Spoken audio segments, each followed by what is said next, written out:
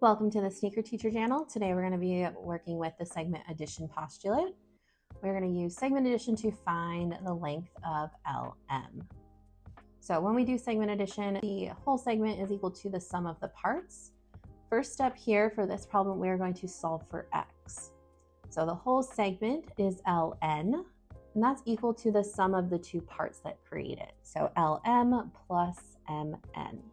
So strategy here, I like to write out the equation before we plug anything in to make sure everything's in the right spot. I'm going to replace ln with the expression that it's equivalent to, which is x plus 13, equals lm, and lm is equivalent to 10 plus 2x. And then that last segment is mn, which is equivalent to 3, and we're going to replace mn with 3.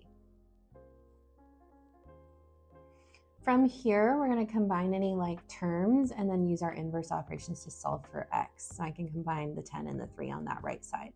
X plus 13 equals 13 plus 2x. I'm going to do inverse operation. I'm going to subtract x from both sides, and we are left with 13 equals 13 plus x. We want to get x by itself, so the last thing we're going to do is subtract 13 from both sides. And in this case, we're going to get 0 equals x. And that was just the beginning of our problem, because our goal is to find the length of LM. So what we're going to have to do, we're going to plug x back in for part 2 here. We're going to plug x back into LM so we can find the length.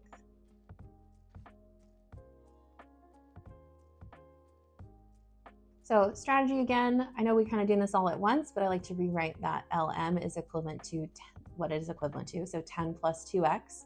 So we don't plug it into the wrong one. And we know x is 0.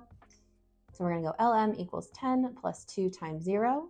2 times 0 is 0. So our leftover is just going to be 10. So LM is equivalent to 10 units.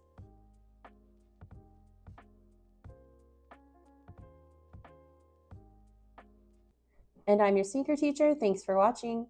Drop a comment below if you've got questions or want another problem. Don't forget to subscribe, keep your kicks fresh, and stay irrational.